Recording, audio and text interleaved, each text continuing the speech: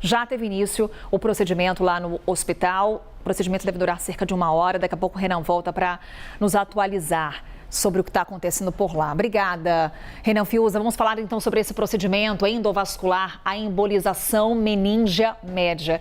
Aqui no estúdio, comigo e com o Pedro Duran, está o doutor João Breiner. Ele é neurologista, professor da Unifesp, vai tirar todas as nossas dúvidas aqui. Doutor, seja muito bem-vindo. Bom dia. Obrigado, Carol. Bom dia. Obrigado, Pedro. Bom dia. Bom dia. Bem, vamos começar aqui com o Beabá, então, Pedro Duran, e você que está nos acompanhando. Afinal, o que é esse procedimento, doutor? O que podemos esperar em termos agora de trabalho da equipe médica no Hospital Sírio-Libanês? Perfeito. Carol, primeiro é interessante a gente contextualizar o que significa o hematoma subdural.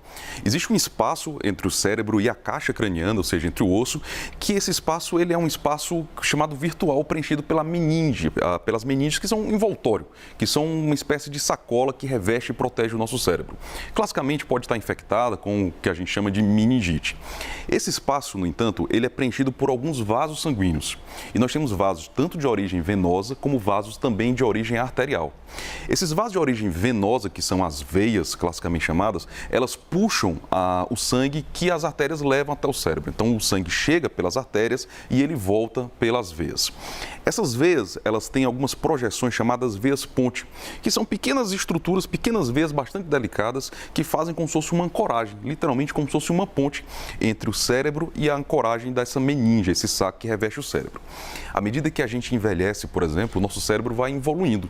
Outros fatores de risco, como tabagismo, hipertensão, etilismo pesado, são fatores que também influenciam para essa atrofia, essa redução do volume do cérebro. Quando isso acontece, essas veias se estiram e elas ficam tensionadas. E aí essa tensão permite com que elas possam eventualmente se romper.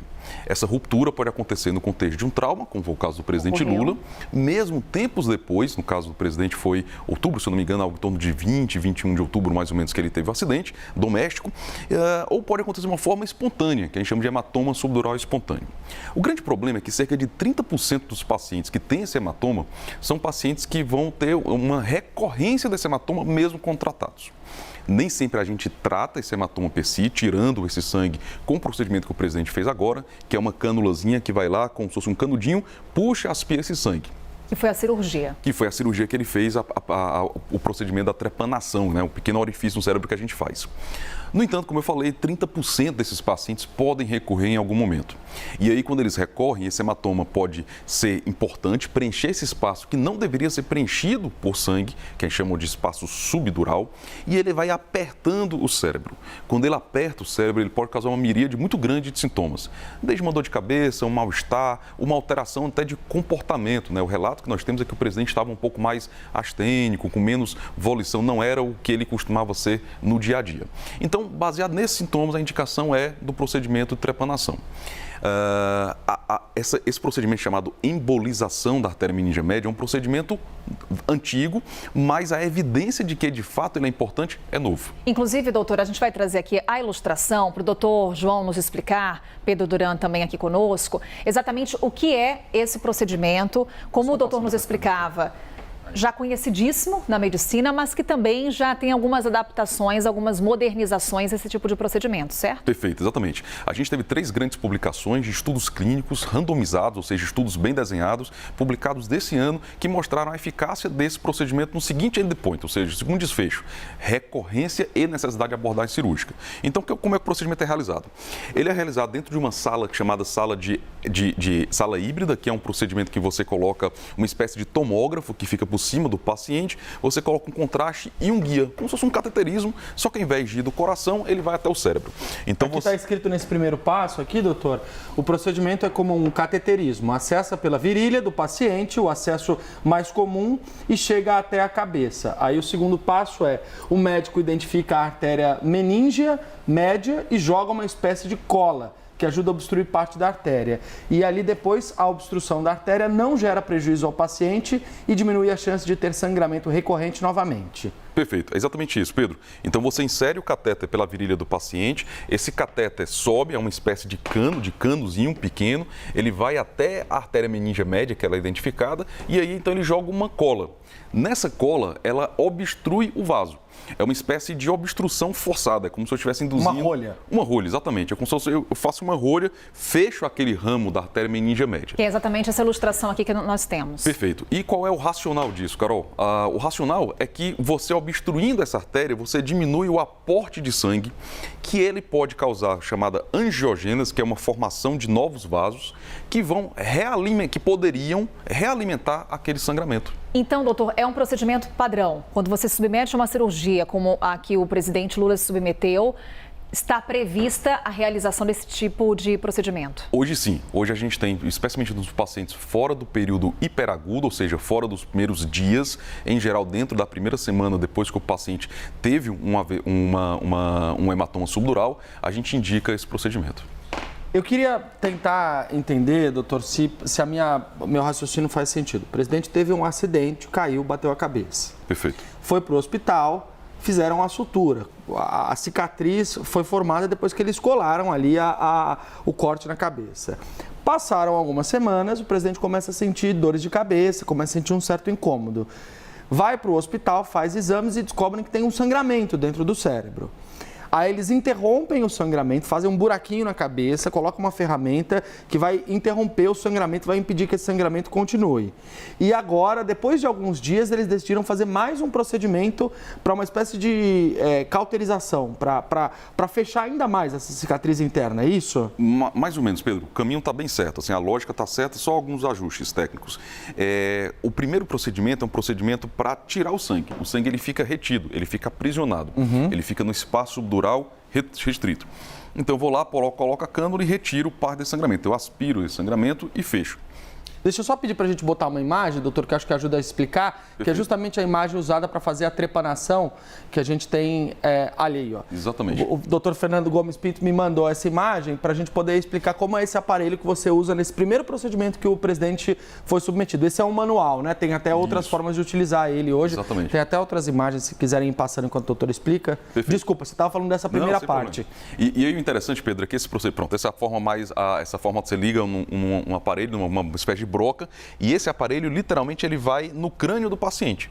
É ele que faz o buraco no crânio do paciente para que a gente consiga, então, introduzir a cânula e aspirar aquele sangue que está lá retido. Então, esses equipamentos foram utilizados durante a cirurgia. O que a gente está falando agora já de um outro procedimento que seria outro tipo de equipamento utilizado. Perfeito, exatamente. É outro equipamento. Esse é o Até porque esse inicial. Entra pela cabeça, Sim. o de agora entra pela virilha, né? Sim. Exato. São dois acessos diferentes com dois propósitos diferentes.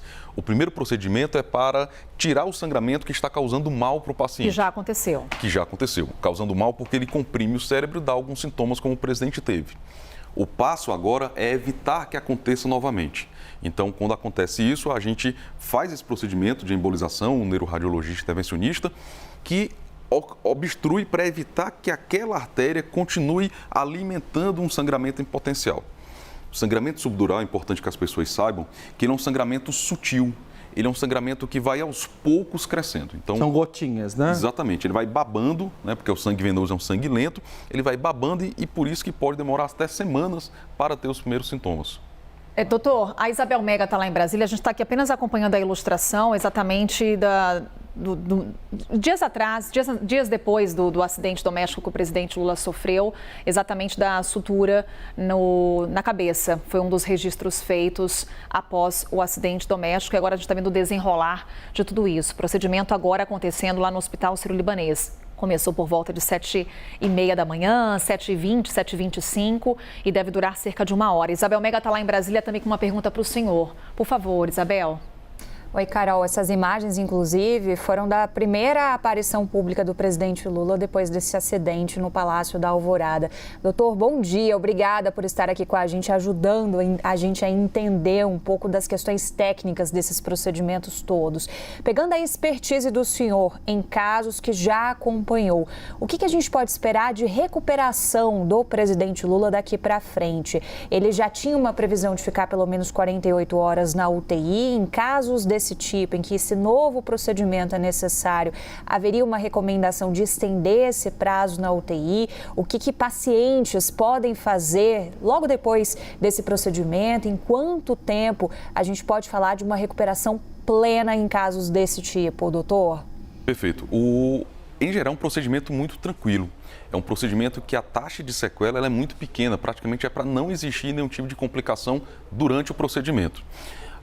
O que a gente espera de conduta, de observação do paciente é algo em torno de 24 a 48 horas. Mas tanto o próprio hematoma subdural quanto a esse procedimento, que é a embolização da artéria cerebral, da artéria meningia média, são procedimentos tranquilos e são circunstâncias que certamente vão levar o paciente a ter uma boa recuperação. Inclusive, doutor, a gente volta aqui, Isabel, só pedindo aqui rapidamente licença a você para a gente recuperar aquela ilustração, para mais uma vez a gente deixar claro o que está acontecendo nesse momento no Hospital Sírio-Libanês em São Paulo com relação ao procedimento, agora sim, procedimento que acontece agora. Doutor, a gente falava sobre algumas mudanças de tecnologia e o quanto que esse procedimento se torna cada vez mais simples e mais fácil justamente com os adventos tecnológicos. O que já teve de mudança nos últimos anos com relação aos equipamentos utilizados para esse tipo de procedimento? Perfeito, Carol. Hoje a gente tem equipamentos cada vez mais simples, do ponto de vista até de preço, né, de custo para esse procedimento ser realizado. A gente tem um procedimento ainda menos invasivo e um procedimento mais direcionado. Ou seja, ao invés de eu sair embolizando várias artérias diferentes ou vários locais diferentes, eu consigo hoje direcionar qual é o local específico que eu tenho que fazer essa embolização, ou seja, essa cola, essa rolha, como o Pedro muito bem chamou, para que a gente evite a recorrência do evento. Então, a gente tem crescido em termos de técnicas cada vez menos invasivas, menos tempo de procedimento, menos complicações e até mesmo o preço, o custo desse procedimento. E a gente pode dizer que o presidente Lula tem um sangramento no cérebro nesse momento? Porque quando eles falaram desse procedimento, falaram em termos de prevenção, como se fosse uma medida preventiva. Mas não me parece ser algo que a medicina já fez ao longo dos últimos anos, assim, usar uma embolização como uma estratégia preventiva. Ela é mesmo preventiva ou existe um sangramento no cérebro? Esse tipo de uso desse procedimento está sendo cada vez mais frequente? Perfeito. Ele tem um sangramento, Pedro, na verdade, entre o crânio e o cérebro, entre um espaço e o outro. Isso significa que ele vai ter uma menor chance de ter alguma sequela ou qualquer complicação. Isso é um ponto muito positivo para o paciente. Diminui mortalidade, diminui a gravidade da circunstância. Esse procedimento ele tem sido adotado agora, principalmente nesse ano, 2024. As evidências de literatura foram publicadas praticamente juntas num jornal chamado The New England, que é o principal jornal médico que a gente tem hoje, revista médica, né, periódico médico, que permitiu que a gente realmente recomendasse esse procedimento para os pacientes que têm esse caso especificamente. Esse hematoma subdural crônico, que é o que é mais antigo, alguns pacientes podem viver até meses, anos com hematomas. Sem saber, né, que tem ali. Exatamente, sem saber, com sintomas algo insidiosos, lentos, progressivos, ou podem ter o que a gente chama de hematoma subdural agudizado. Ele fica ali retido, antigo, ele agudiza, ou seja, ressangra por algum motivo e então o paciente pode ter novos sintomas. Doutor João, a Isabel Mega também tem mais uma pergunta para o senhor. Por favor, Isabel. Doutor, outra dúvida. No primeiro momento, aquele primeiro boletim que saiu falava no termo craniotomia. Depois, na coletiva de imprensa, os médicos do Sírio-Libanês trouxeram outro termo, né? Eu queria entender, de fato, qual é o termo correto, se a gente tratar de forma diferente, a gente está fazendo certo, e que o senhor ajudasse a gente a entender se o que foi feito, na verdade, foi menos invasivo do que o que se previu inicialmente de ser uma craniotomia. Isabel, o termo craniotomia, olhando etimologicamente a palavra, é uma abertura do cérebro, do crânio, né? Um buraco no crânio. Esse termo classicamente é utilizado para aberturas um pouco maiores, quando eu tenho hematomas muito extensos, quando eu tenho um tumor cerebral, por exemplo. Nada mais é do que descrever uma abertura do crânio. Quando a gente fala desse procedimento, a gente precisa hoje apenas inserir uma única cânula, que é um canudinho um pouco mais espesso que um canudinho, talvez 3, 4 vezes um pouco do diâmetro de um canudinho habitual, né, de mercado, por exemplo. E aí a gente usa o termo trepanação, que foi aquele aparelho que o Pedro mostrou há pouco tempo. Aquele aparelho em que eu posso manualmente fazer um buraquinho no cérebro ou a partir de um device automatizado. Então, craniotomia é apenas uma abertura do cérebro, então é uma palavra algo genérica, e trepanação se refere a uma abertura um pouquinho menor, um buraquinho que você faz para ter um acesso bem restrito. Doutor, para a gente encerrar, a Isabel Mega há pouco ele fez uma pergunta sobre previsão de alta do presidente Lula. Eu lhe pergunto para as próximas horas, o que a gente deve observar com relação ao estado de saúde do presidente? Perfeito. Nas próximas horas é a observação dos sintomas gerais. Ele deve ser minimamente sedado para fazer esse procedimento, então ele recebe uma sedação geralmente leve, a gente chama de sedação consciente, esperar ele acordar contento, avaliar se não vai ficar nenhum tipo de déficit neurológico, como fraqueza ou algo parecido, muito provavelmente isso não deve acontecer, ver o local de punção do acesso, né, na entrada pela virilha, se não vai ter algum tipo de sangramento ou algo parecido, e providenciar a alta, que em geral acontece nesse período, 24 a 48 horas. Dr. João Breiner, neurologista, professor da Unifesp, conversando aqui conosco, tirando nossas dúvidas. Professor, doutor, mais uma vez, muito obrigada. Prazer meu.